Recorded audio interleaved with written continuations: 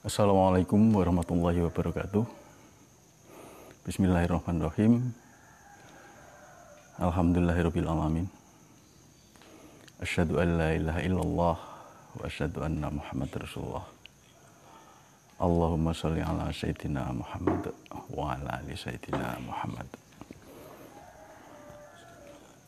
Bentar ya, HP saya matikan. Suaranya ganggu nih.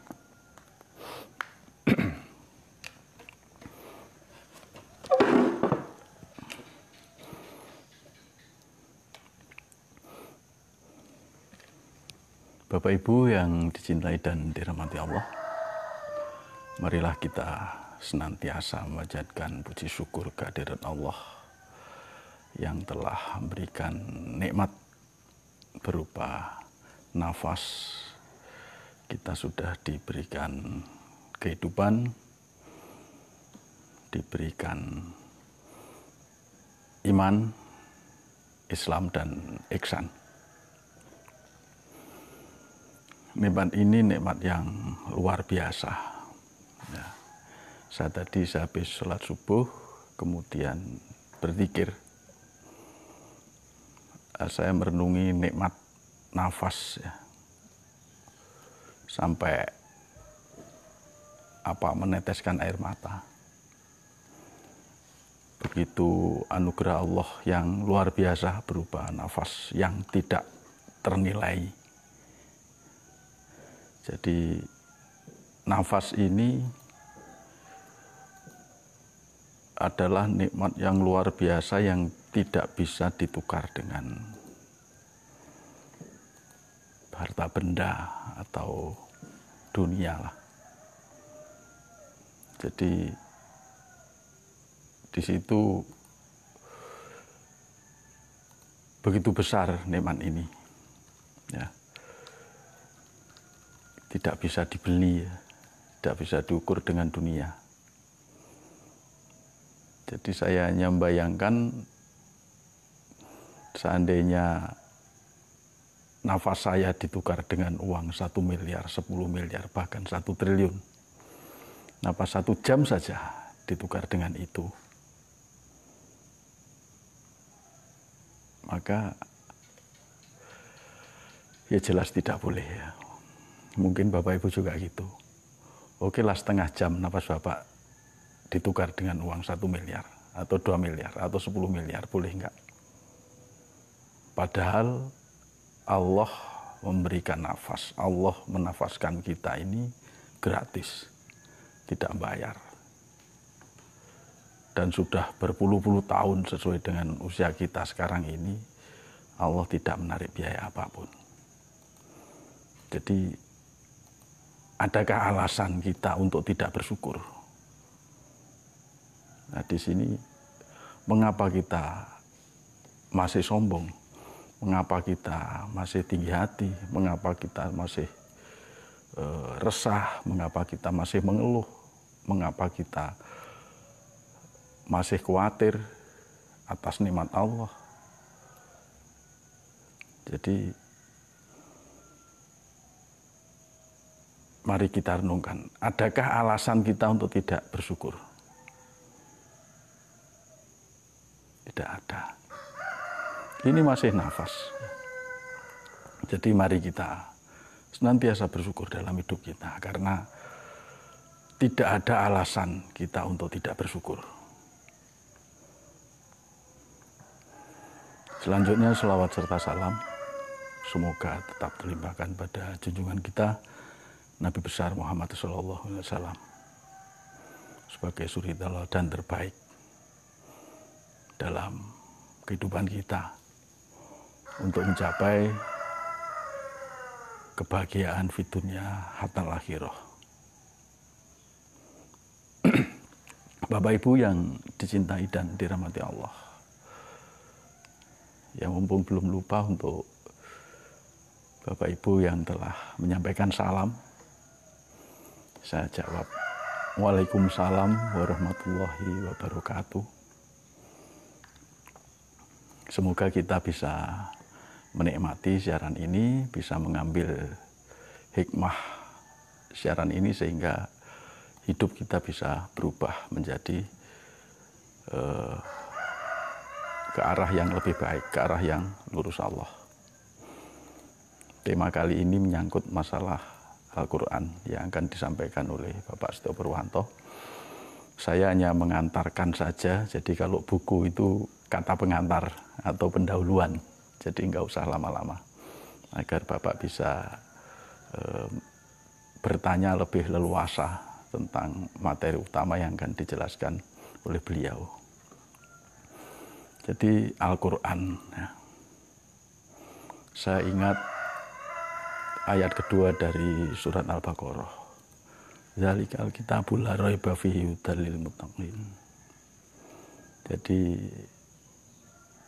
di dalam Al-Quran itu tidak ada keraguan sedikit pun.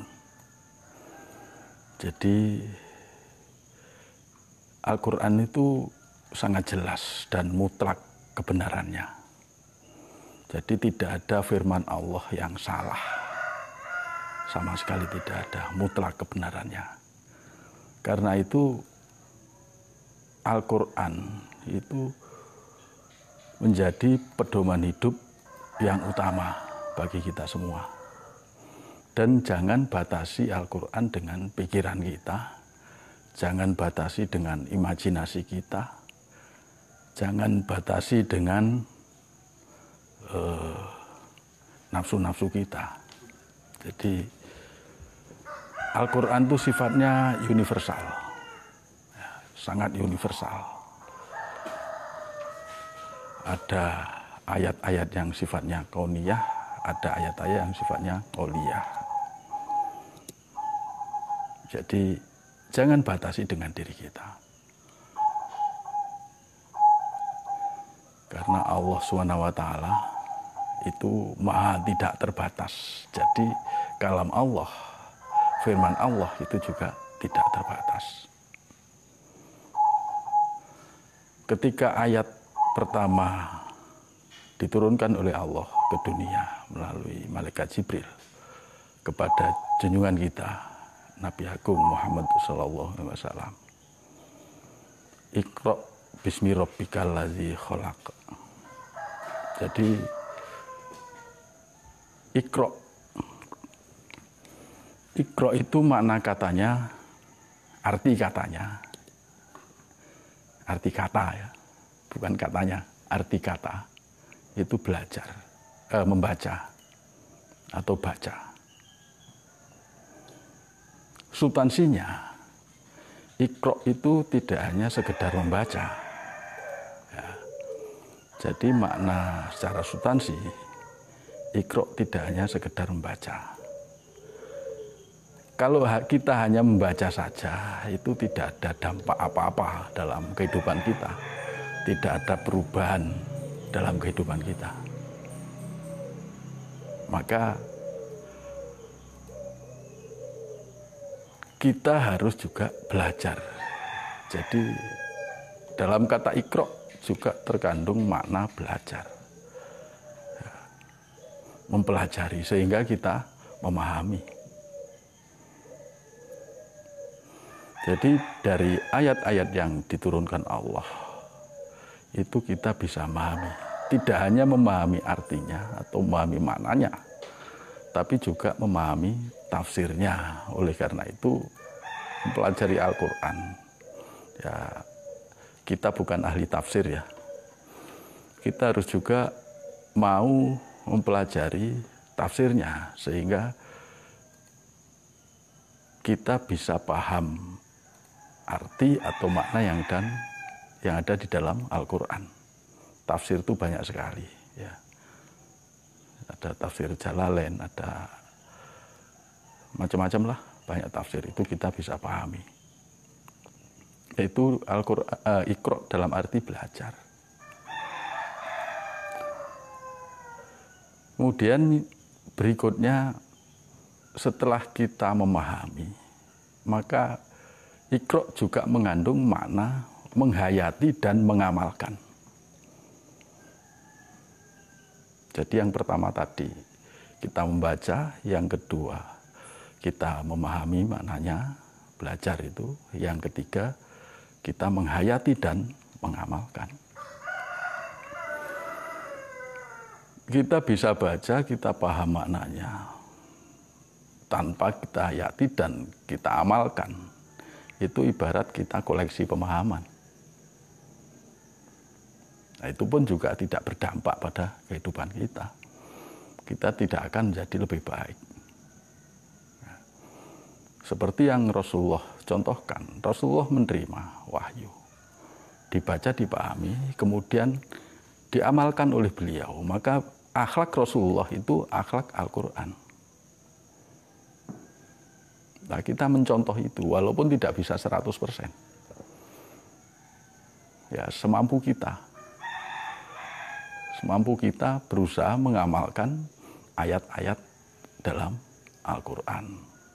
Karena kalau enggak, ya, kita bacanya bisa, maknanya paham, tafsirnya paham, kemudian kita tidak melakukan. Nah, ini kita ya celaka. Jadi tidak cukup dipahami. Substansi dari Iqra itu juga menghayati, kita hayati, kita amalkan dalam kehidupan sehari-hari. Jadi inilah yang akan bisa merubah diri kita dari yang tidak baik menjadi lebih baik. Dari yang kurang benar menjadi lebih benar. Dari yang tidak lurus Allah menjadi lurus Allah dan sadar Allah. Maka dalam kita mempelajari Al-Quran itu semestinya kita menjadi sadar Allah, menjadi lebih kenal dengan Allah. Tanpa kita mengamalkan, maka kita tidak bisa membuka rahasia-rahasia atau tabir-tabir yang ada dalam Al-Quran. Jadi begitulah Allah memberikan satu jalan. Amalkan, dari mengamalkan ayat-ayat Allah itu maka terbukalah rahasia-rahasia. Dari kita praktekkan petunjuk-petunjuk yang ada dalam Al-Quran, yang isinya sangat lengkap tentang astronomi, tentang sains, tentang biologi, ya, atau tentang alam, tentang ilmu-ilmu yang lain. Jadi Al-Quran ini sumber segala ilmu. Nah, ini kalau kita betul-betul bisa eksplorasi, betul-betul bisa pelajari dari pemahaman, ya, Al-Quran kita amalkan, maka tabir-tabir rahasia Al-Quran itu akan dibukakan oleh Allah setahap demi setahap, sedikit demi sedikit. Nah, maka kalau ini dilakukan, maka umat Islam secara universal, secara keseluruhan, secara global, ini akan lebih maju, akan maju. Jadi kita tidak berhenti pada membaca dalil-dalil saja, membaca dalil kemudian kita jelaskan ke orang lain, baca dalil jelaskan orang lain. Jangan hanya menjadi ahli dalil saja, tapi kita harus betul-betul melakukan sehingga kita bisa mengeksplorasi, kita bisa membuka rahasia-rahasia, tabir-tabir yang ada dalam Al-Quran. Dan ini semua atas kehendak Allah. Nah, itulah substansi dari makna Iqra di dalam Al-Quran.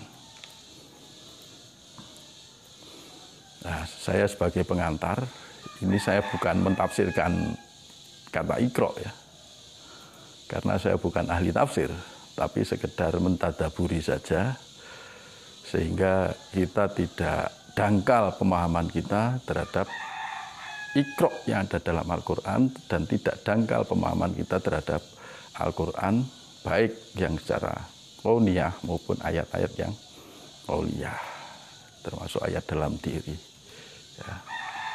Ayat-ayat yang tidak tertulis tapi bisa dibaca menurut Gus Dur, ya, syair tanpa waton. Sekian dari saya mohon maaf Billahi taufik wal hidayah. Assalamualaikum warahmatullahi wabarakatuh.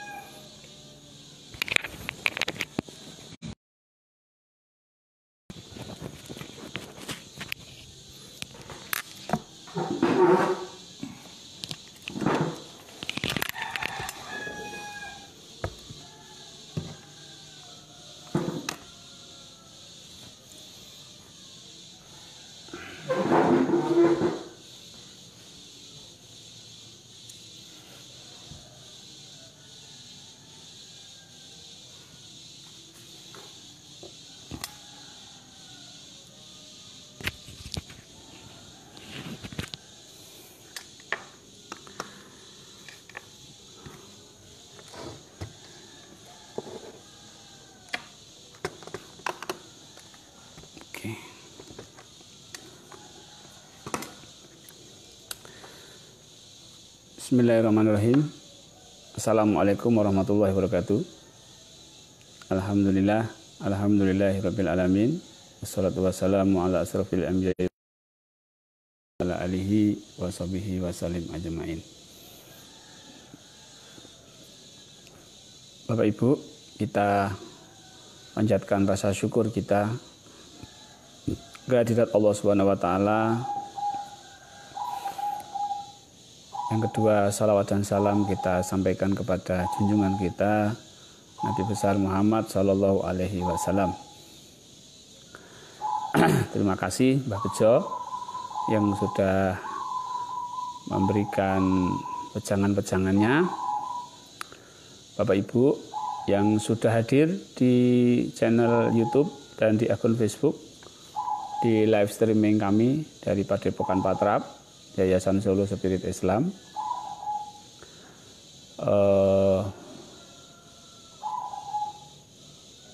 Alhamdulillah Allah memberikan keistiqomahan kepada kita untuk berjumpa, ngobrol santai di pagi hari.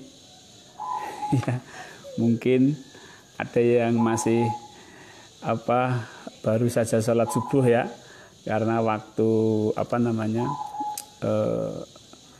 waktu subuhnya juga mungkin baru-baru saja, terutama sahabat-sahabat di Malaysia.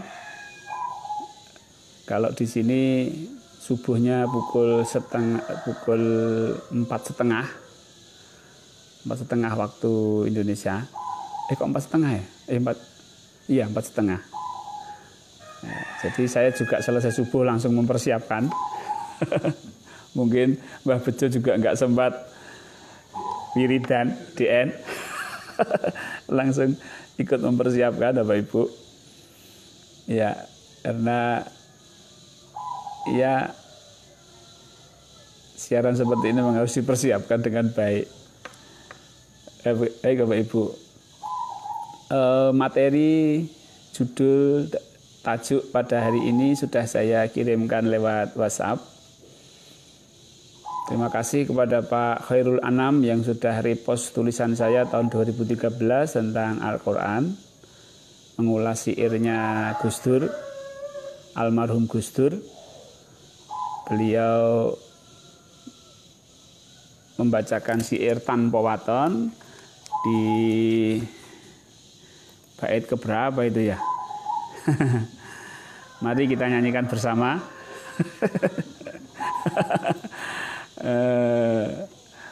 Ya, saya sudah menuliskan terjemahannya dan artinya ya secara sekilas. Jadi Al-Quran itu Al-Quran Qadim wahyu minulya tanpa tinulis iso diwaca.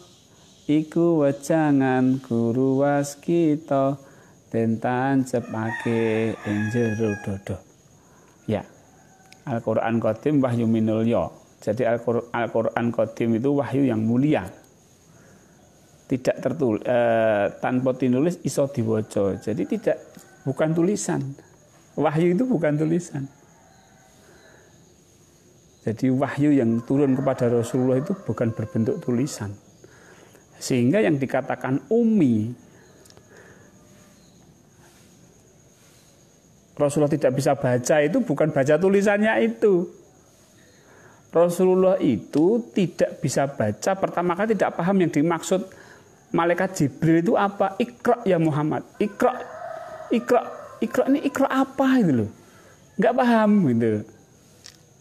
Ternyata yang dimaksud itu bukan Iqra tulisan huruf begini. Jadi malaikat Jibril itu tidak menurunkan, membawa tulisan kepada Rasulullah, itu tidak. Jadi bukan seperti misalnya saya bawa buku, ya bawa buku yang ada tulisannya, terus saya datang ke Pak Zen. Pak Zen, baca ini Pak Zen. Jadi bukan begitu. Jadi malaikat Jibril itu tidak bawa tulisan. Nah, kalau bawa tulisan ya cetakannya dari mana? Memang ada percetakan. Jadi Rasulullah itu yang dimaksud Umi itu bukan bisa baca tulis. Nanti jadinya kejar paket A, kejar paket B. Jadi yang dimaksud uminya Rasulullah itu Rasulullah masih bingung, saya nggak bisa baca, apa yang dibaca gitu loh. Iqra, apa yang dibaca? Apa yang dibaca? Iqra-nya apa yang dibaca? Bingung Rasulullah. Iqra, bacalah. Kemudian bacalah dengan nama Tuhanmu yang menciptakan. Oh, berarti saya itu disuruh oleh malaikat Jibril untuk membaca kejadian manusia itu loh. Oh, itulah kekuasaan Allah, di mana manusia diciptakan dari segumpal darah, terus gitu loh. Oh, baru bisa baca yang dimaksudkan oleh malaikat Jibril. Kalau Rasulullah itu tidak bisa baca tulis, Rasulullah itu punya kecerdasan tinggi, sembrono. Lalu Nabi maca buta huruf. Wah, coba. Masa Nabi kita buta huruf coba. Itu pelecehan. Namanya pelecehan, tahu nggak? Penghinaan kepada Rasulullah. Penghinaan kepada Rasul Muhammad. Rasulullah Muhammad aja, nabimu aja buta huruf, coba. Bukan masalah hurufnya, tapi Rasulullah tuh bingung gitu loh. Iqra ya Muhammad, apanya yang dibaca?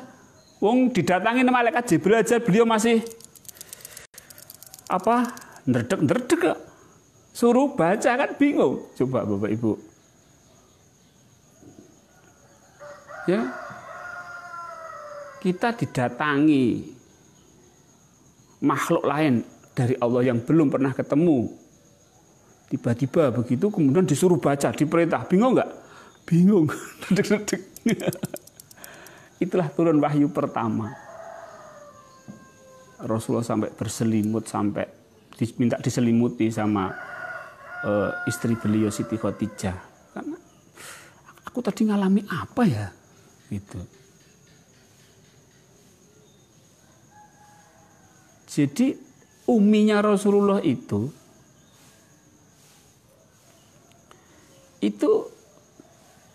bukan baca tulis.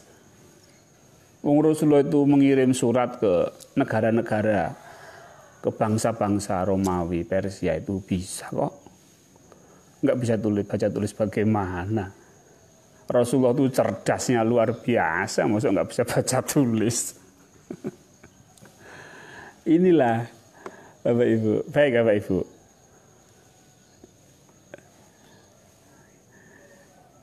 Ya, jadi Al-Quran itu wahyu. Nah, wahyu itu tidak tertulis, Bapak Ibu. Wahyu itu tidak tertulis.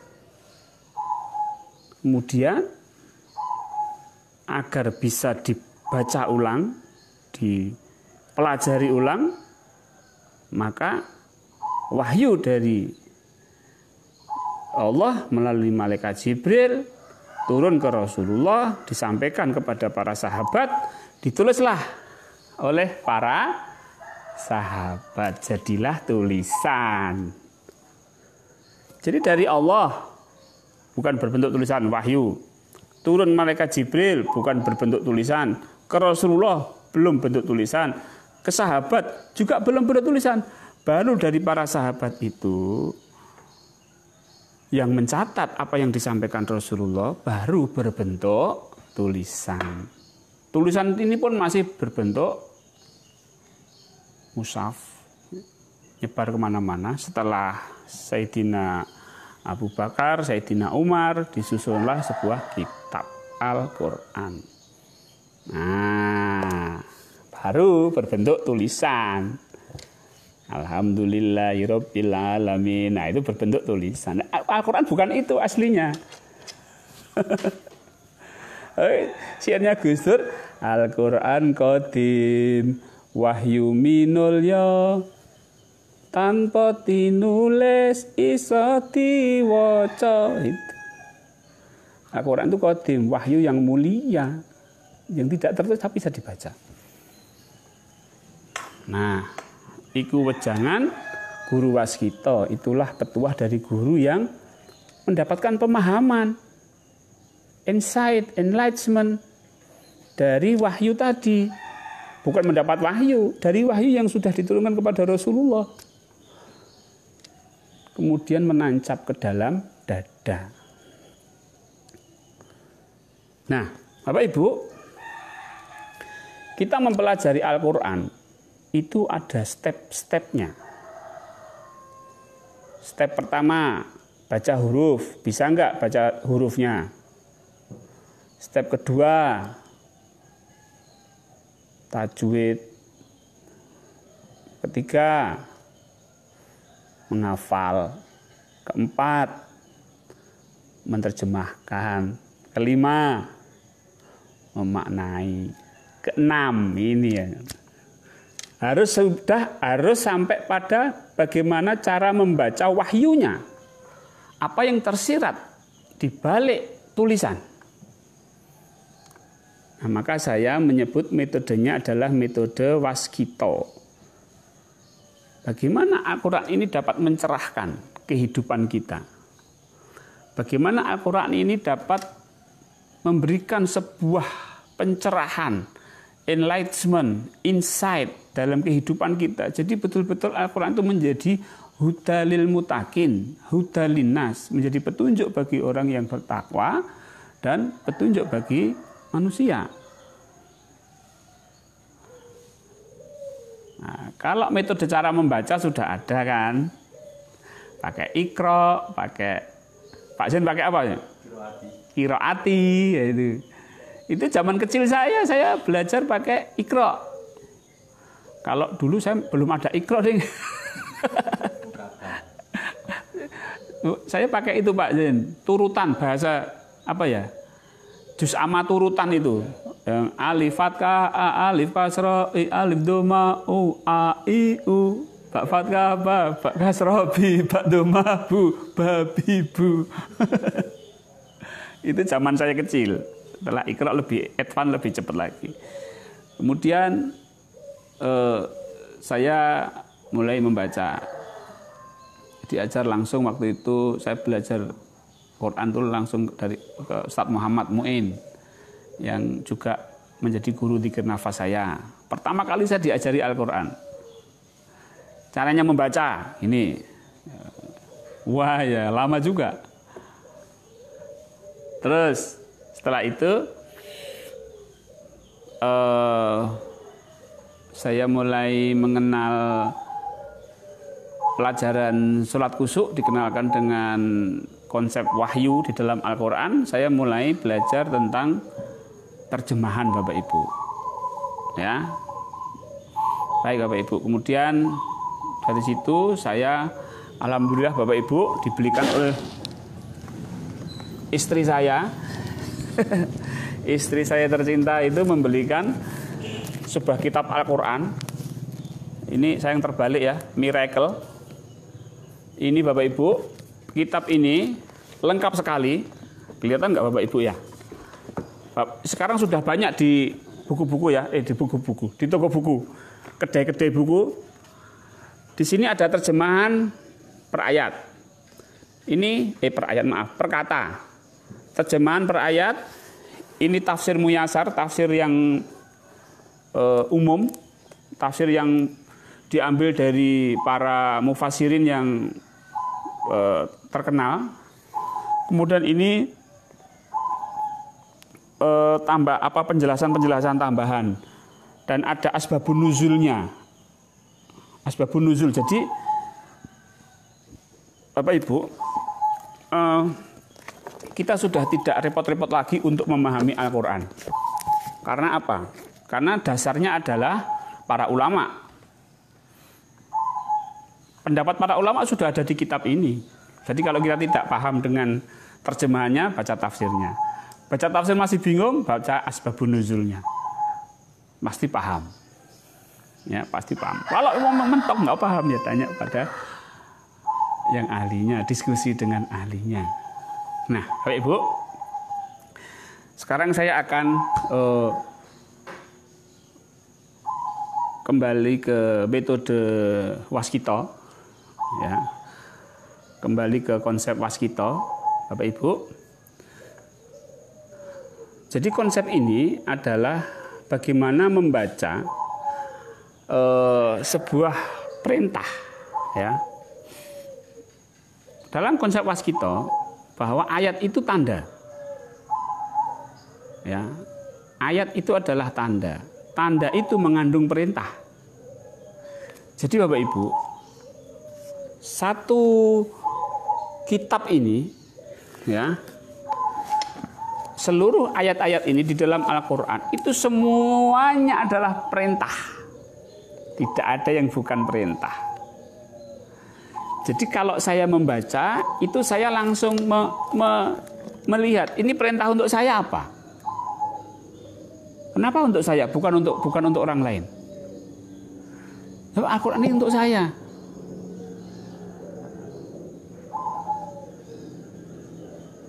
Jadi kalau saya membaca satu ayat, maka ayat ini adalah untuk saya. Misalnya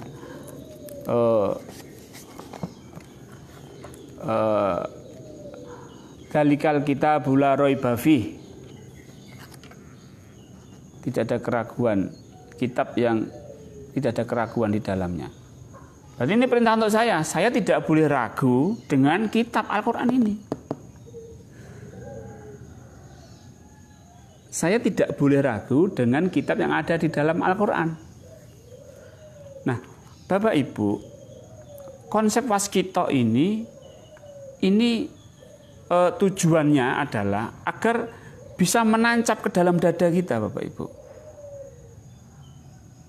Kalau kita membaca artinya, terjemahannya, tidak dibaca wahyunya, perintahnya apa, maka tidak akan tertancap. Ya, ngerti aja, tahu aja. Oh, itu ayatnya ini. Oh, itu ayat ini, surat ini, ayat ini. Oh, itu surat ini, ayat ini. Itu banyak orang yang hafal seperti itu.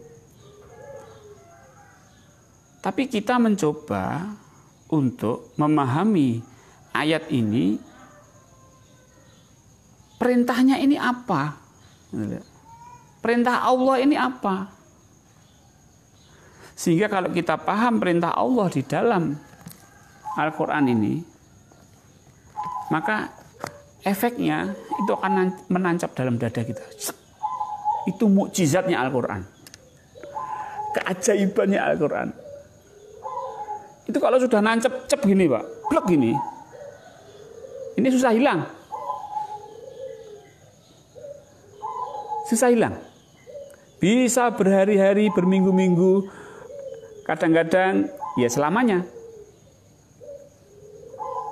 Nah, nancep itu apa bahasanya ya? Ya nancep gini, cep gitu, kayak paku, cep gitu. Menunjam, cep. Kalau paham perintahnya. Tapi kalau hanya pengetahuan, tidak akan masuk ke sini. Ya, jadi coba pahami perintahnya Bapak Ibu. Ini perintahnya apa ya? Maka ada satu ayat itu, jangan kamu cepat-cepat ingin memahami Al-Quran. Wala tuharik itu adalah tuharik bihi. Tuharik bihi. Oke, ya, jadi kita tidak boleh membaca Al-Quran itu pengen cepat-cepat selesai, pengen cepat-cepat itu. La tuharik bihi lisanaka litak jalabi. Nah, sesungguhnya atas tanggungan bukan ini apa? Sorry. Quran surat Al-Qiyamah 75 ya. Oke, Al-Qiyamah 75.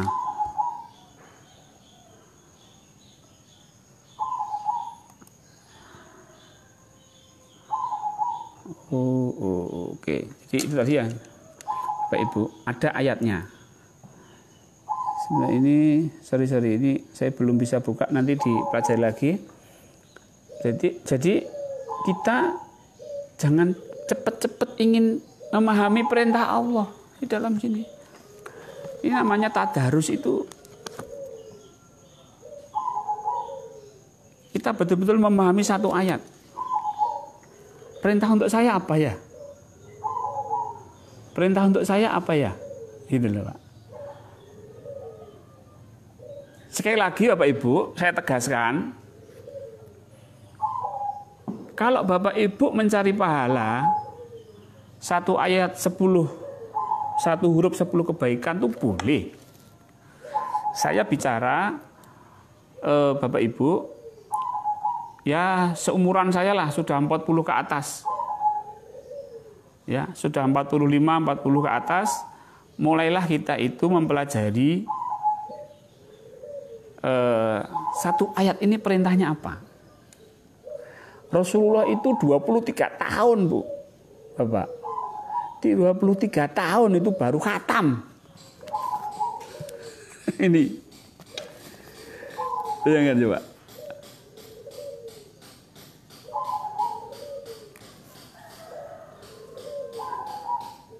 Satu ayat turun sampaikan, satu ayat turun sampaikan, satu ayat turun sampaikan.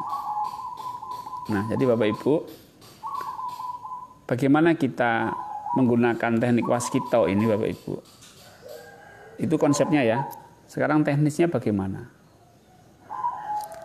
Saya tidak paham bahasa Arab. Saya tidak bisa nahwu shorob. Saya bukan orang pesantren. Saya orang umum, orang awam. Tapi saya punya sebuah buku Al-Quran yang sangat lengkap yang bisa membantu saya.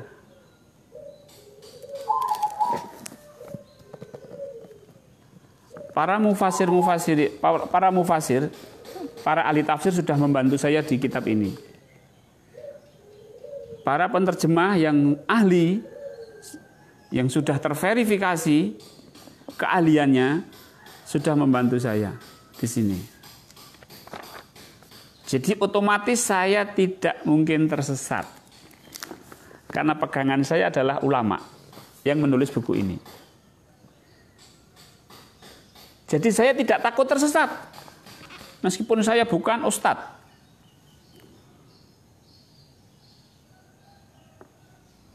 Bapak Ibu bagaimana? Bapak Ibu yang memang seperti saya, tidak perlu takut. Tidak perlu takut. Kenapa dulu waktu kecil saya didoktrin, kamu jangan membaca terjemahan, nanti kamu tersesat. Karena dulu terjemahan itu belum ada terjemahan kata per kata, belum ada terjemah per ayat. Per ayat sudah ada ya, tapi belum ada terjemah per kata, belum ada tafsirnya, belum ada asbabun nuzulnya yang satu kitab. Misalnya kita buka satu halaman ini, satu blok halaman ini, maka sudah ada lengkap. Belum ada. Zaman waktu saya kecil. Maka ulama-ulama pada berhati-hati, jangan baca Al-Quran sendiri-sendiri. Tapi sekarang sudah tidak ada alasan Bapak Ibu untuk takut.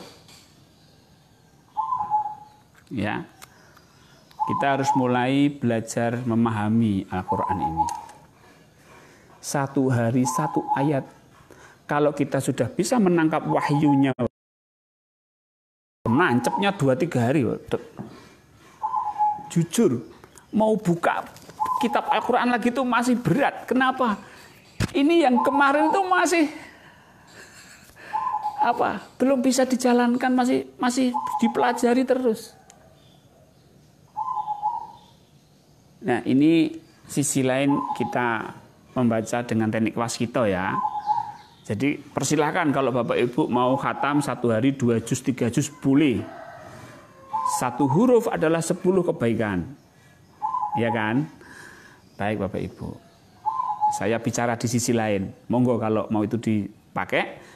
Nah, kita harus belajar menangkap perintah Allah di dalam Al-Quran. Perintahnya apa? Dalikal kitabu la raiba fihi hudalil muttaqin. Berarti kalau kitabnya Al-Quran menyebutkan bahwa inilah kitab yang tidak ada keraguan di dalamnya bagi orang yang bertakwa, berarti perintahnya ada 2 untuk saya. Oh, kalau gitu saya harus bertakwa. Bahkan 3, saya harus menggunakan Al-Quran. Yang ketiga, saya tidak boleh ragu dengan Al-Quran. 3 perintah, Pak. Hari ini saya akan menjalankan 3 perintah Allah. Menjadi orang yang bertakwa, tidak ragu dengan Al-Quran, dan membaca Al-Quran. 3 perintah. Ini baru 1 ayat aja 3 perintah. Gimana, Ibu? Wah. Takwa aja, Masya Allah, luasnya kayak gitu. Kadang sampai nangis. Kenapa? Ini testimoni dari banyak jamaah. Kadang-kadang buka ayat ini, ya Allah, hamba mohon petunjuk-Mu atas amanah yang Kau berikan kepada saya. Dibuka ini, acak. Jawaban Allah, perintahnya Allah, solusinya dari Allah. Nangis. Subhanallah, ini mukjizat Bapak Ibu. Bukan sembarangan. Kalau bisa membaca pada level waskito, pakai metode waskito, ini mukjizat. Jadi metode waskito itu bagaimana metode mengakses kemukjizatan Al-Quran.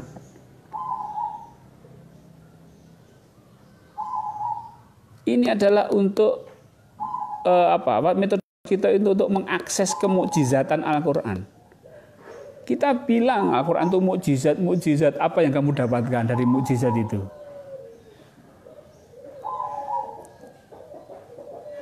Petunjuk hidup Bapak Ibu. Hudalil mutakin, hudalin nas, huda. Jadi cobalah kita itu mendudukkan Al-Quran ini Bapak Ibu kepada porsinya. Porsinya apa? Porsinya petunjuk. Petunjuk hidup. Guidance. Orang itu perlu guidance dalam kehidupan dia. Ya Allah, hamba mohon petunjuk-Mu di mana anak ini mau saya sekolahkan. Buka Al-Quran. Waktu itu kegiatan di Cipanas. Yang muncul apa? Yang muncul adalah cerita Nabi Khidir dan Nabi Musa. Di situ diceritakan bahwa Nabi Musa diperintahkan oleh Allah untuk membawa ember diisi ikan. Kalau ikannya jatuh di situ, berarti kamu tunggu di situ. Nanti kamu belajarnya di situ. Loh, kok Al-Quran bisa menjawab persoalan orang tua di mana orang tua ini akan menyekolahkan anaknya?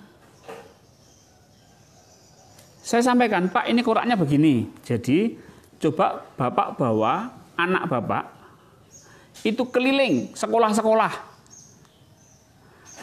ke pondok-pondok pesantren. Kalau sampai anak itu nanti jatuh hati di salah satu pondok pesantren, ya disitulah nanti anak itu cocok sekolahnya itu di situ. Wah, betul Pak Pur, sesuai Pak Pur. Ini Al-Quran itu mukjizat Bapak Ibu. Jadi coba baca perintahnya pakai metode waskito.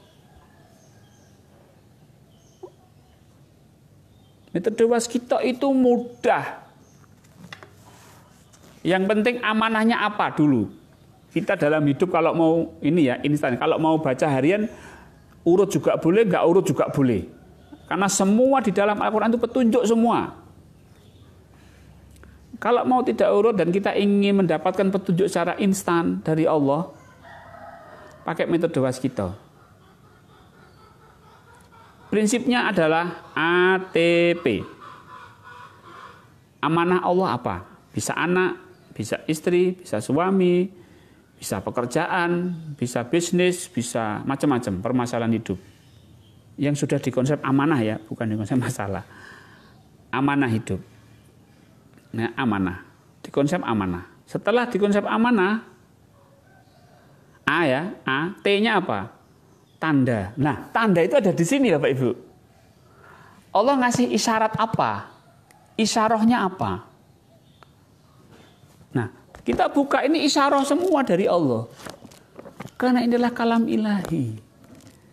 Ini wahyu, ini isyarah semua. Kita buka manapun itu isyarah dari Allah. Namanya isyarah, itu harus dibaca. Dibaca sesuai dengan isi kandungannya, disesuaikan dengan amanah yang kita terima. Kemudian perintahnya apa? Nah, P-nya ini yang penting. P-nya ini yang penting. Perintahnya apa? Perintah Allah apa? Nah, kalau sudah A, amanahnya jelas, tandanya sudah dibuka melalui Al-Quran, P-nya kita jalankan, sudah pasti solusi.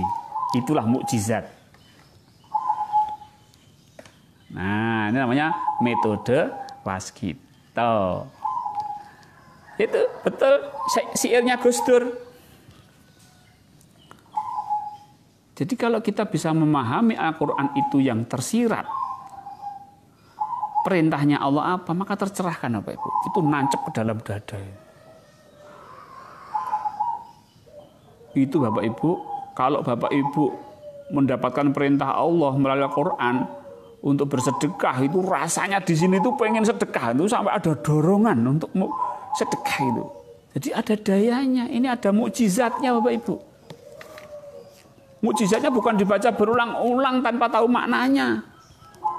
Mau diulang-ulang sampai 1000 kali enggak, kalau enggak tahu apa isinya enggak ada. Kalau ada konsep ini setiap huruf pada muakalnya, ada yang tunggu, itu sudah melenceng. Saya belum pernah menemukan dalil hadis ataupun Al-Quran yang mengatakan bahwa satu huruf itu ada yang tunggu.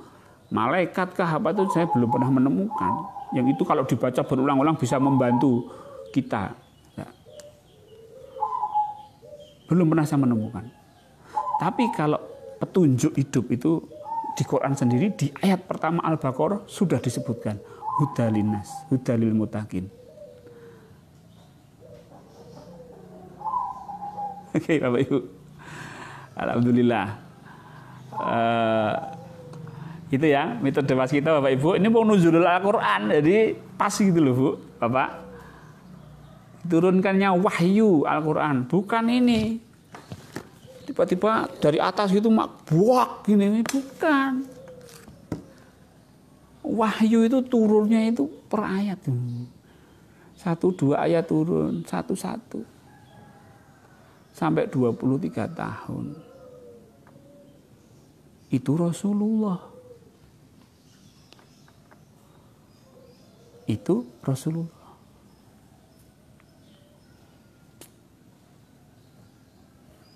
Ya, beda pemahaman nggak masalah Bapak Ibu ya.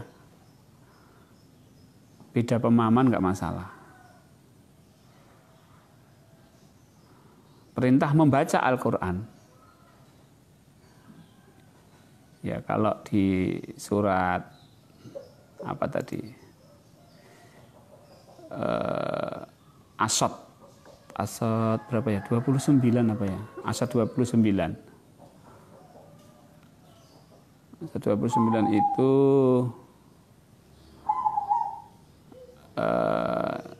Al-Quran diturunkan itu penuh berkah. Ini adalah sebuah kitab kami turunkan kepadamu penuh dengan berkah supaya mereka memperhatikan ayat-ayatnya. Nah, inilah Bapak Ibu. Dan supaya mendapatkan pelajaran bagi orang-orang yang mempunyai pikiran. Iya loh. Lah kita ini punya pikiran loh, Bu, Bapak.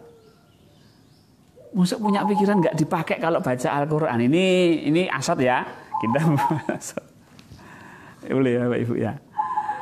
Oke. Kalau ada ayat yang menyebutkan bahwa satu huruf itu 10 kebaikan. Perintah membaca, 1 huruf 1 kebaikan. Namanya perintah baca itu. Sekarang begini Bapak Ibu. Kalau saya bawa koran misalnya, koran ya. Bahasa Inggris. Koran berbahasa Inggris. Bapak Ibu nggak bisa bahasa Inggris. Mas, tolong ini dibaca. Nanti kalau sudah lapor ke saya. Sudah dibaca? Sudah. Isinya apa? Nah, wah nggak tahu Pak. Lu katanya sudah baca. Jadi gitu loh Bapak Ibu. Bapak Ibu merintah anak Bapak Ibu untuk membaca dalam bahasa Inggris itu. Nak, ini baca tulisannya artinya apa? Suruh perintah kata baca itu berarti apa? Seartinya. Ini beda pemahaman enggak apa-apa ya Bapak Ibu. Ya, saya hanya ingin menyampaikan apa adanya itu ya. Jadi ayatnya nggak kesana nggak kemari. Kalau perintah baca itu pasti include artinya. Ya. Bagaimana kalau membaca tidak tahu artinya? Ya enggak apa-apa, enggak dosa. Bahkan Bahasan itu malah lebih kejam lagi. Perintah baca itu sak menjalankannya. Wow, ya Bahasan.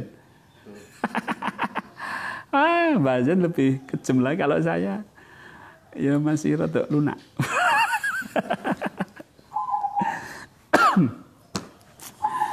Baik Bapak Ibu. Silakan Bapak Ibu ada pertanyaan, diskusi, monggo silakan. Ini maaf saya bicaranya agak panjang. Ya, Pak Rizal, betul sekali. Jadi metode waskito itu prinsipnya adalah ATP. Ya ini tandanya. Saya itu pernah ditanya begini Pak. Pak, ini musim tanam. Sebaiknya saya menanam apa enggak ya? Menanam apa ya? Menanam apa ding? Saya menanam apa ya? Ya buka Al-Quran. Saya nggak mudeng pertanian, ya buka Al-Quran. Buka Al-Quran. Tandanya itu Allah memerintahkan bahwa tandanya begini, kalau nggak salah ya lupa saya. Tandanya itu dibuka ayatnya itu bahwa pergerakan bumi dan alam semesta itu sudah ada perhitungannya. Saya sampaikan loh Pak, ini Al-Quran. Berarti Bapak tidak boleh suka-suka menanam, harus memperhatikan apa? Perhitungan musim. Wah, luar biasa Al-Quran. Ditanya langsung jawab. Oke. Nah, kalau Iqra dipahami sebagai perintah membaca karena Tuhanmu bergerak dengan Tuhanmu dan bekerja karena dengan Tuhan, maka inilah yang menjadi fondasi katanya. Bagaimana nih sebagai perintah membaca karena Tuhanmu, bergerak karena dengan Tuhanmu. Oke, ya. Masih kurang paham saya Pak Basri, maaf. Baca dan pahamkan sekali perintahnya. Betul Puan Nurian. Terima kasih Pak penjelasannya, semoga semakin banyak tercerahkan. Terima kasih Bu Maria. Alhamdulillah kajian pagi ini luar biasa, belum pernah dapat, semoga menambah motivasi untuk mengaji Al-Quran lebih dalam. Amin amin. Pak Ibrahim, diulang Pak penjelasan langkah metode waskitonya, bila punya hajat keinginan lebih dari satu, apakah bisa? Ya, satu hajat satu kali pakai metodenya ya Pak Ibrahim. Jadi prinsipnya ATP. Amanahnya Bapak apa? Bisnisnya apa amanahnya? Bisa pelanggan. Nah, kemudian T-nya apa? Di sini T-nya buka Al-Qur'annya. Kemudian baca perintahnya. Ya, dibaca perintahnya. Ayat-ayatnya ini, perintah untuk saya apa ya? Terkait dengan amanah tadi. Gitu Pak Ibrahim. Alhamdulillah tambah paham. Bil tu Pur. Ya. Amin, insyaallah. Pas kita cari Allah melayani ayat tersebut dalam Al-Qur'an, betul. Jadi yang harus dibaca dari makna Iqra itu adalah ATP dari ayat itu ya Pak Pur. Betul sekali Pak Ilyas, terutama perintahnya apa dari ayat itu ya. Baik, alhamdulillah Pak Wahyudin. Ini saya baca dari bawah ke atas nih. Pak Medi tambah paham, alhamdulillah pagi ini ikut nyimak. Pak Butinur mancanegara, oke. Oke, termasuk alam laisa kamisai apanya. Apakah sadar Allah yang kita aktifkan ini sudah termasuk berada di alam laisa? Iya. Harus mengarah ke sana. Ya. Proses untuk ke sana, tapi endingnya sebenarnya di sana. Pak Raden Marjuki, waalaikumsalam. Pak Rondi dari Anyimak, oke. Baik Bapak Ibu, saya kira tidak ada pertanyaan. Semuanya terima kasih atas komen-komennya yang ada di YouTube dan di Facebook. Masih ada nggak yang di Facebook? Ya, ada Pak Pelangi Indah dari Malaysia, Pak Imam, Pak Jamal, Pak Eko, dan semuanya sahabat-sahabat di Facebook. Ya, Bapak Ibu, mudah-mudahan Allah membukakan mukjizat Al-Quran kepada diri kita. Dulu pernah saya diwejang oleh guru saya, Ustadz Abu Sangkan. Jangannya begini. Kalau kamu mau membuktikan mukjizat Al-Quran, maka jalankan. Jalankan. Jadi mukjizat itu akan muncul. Miracle Al-Quran itu akan muncul. Keajaiban Al-Quran itu muncul itu kalau dijalankan. Kalau tidak dijalankan, ya nggak ada miracle-nya, nggak ada keajaibannya, nggak ada mukjizatnya. Itu wejangan guru saya. Dan itu saya pakai sampai sekarang. Maka kadang-kadang saya itu ya dilihat orang itu jarang membaca Al-Quran. Tapi tiba-tiba misalnya buka Facebook, ada kawan yang menuliskan sebuah ayat. Saya kaget. Itu ayat itu saya penelengi, saya pelajari. Apa perintahnya ini? Oh iya. Jadi nggak sempat baca Al-Quran yang 30 juz Bapak Ibu. Baru misalnya buka Detik.com misalnya. Ada ayat yang keluar. Set gitu. Oh. Tak pelajari, tak lihat apa ya? Perintahnya apa ya?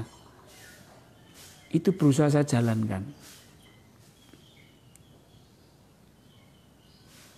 Jadi sekarang ini apa ya? Al-Quran itu bahasa saya nih maaf. Tidak harus di sini.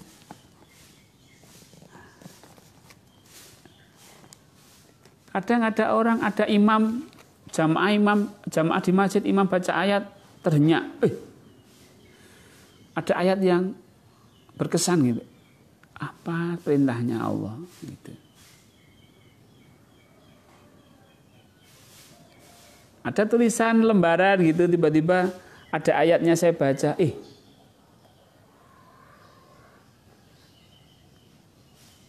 nah itu Bapak Ibu. Jadi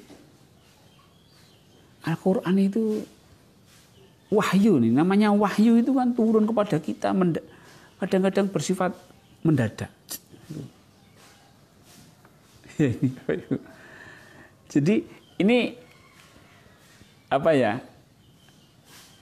Saya belajar Al-Quran itu melalui hal-hal yang seperti itu juga, selain di sini juga, Bapak Ibu. Selain melalui yang 30 juz. Kadang-kadang masuk ke masjid gitu. Masjid itu ada ayat dan artinya itu saya baca. Perintahnya apa ini? Oh iya. Nah, jadi Ibu, demikian. Mudah-mudahan manfaat. Semoga kita didekatkan dengan Al-Quran. Kita mendapatkan keberkahan Al-Quran. Kita mendapatkan satu kemukjizatan yang Allah turunkan melalui Al-Quran. Demikian dari saya.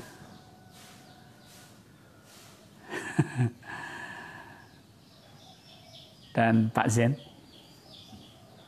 Sampai ketemu besok pagi, insya Allah dengan tema yang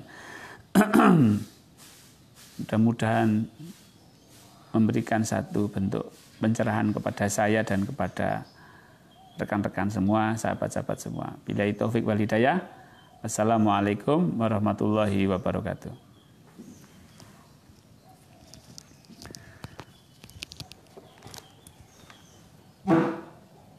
Oke, nanti dulu biar Pak Koko terlambat ini. Baik. Silakan Bapak Ibu yang mau pamitan juga. Oke.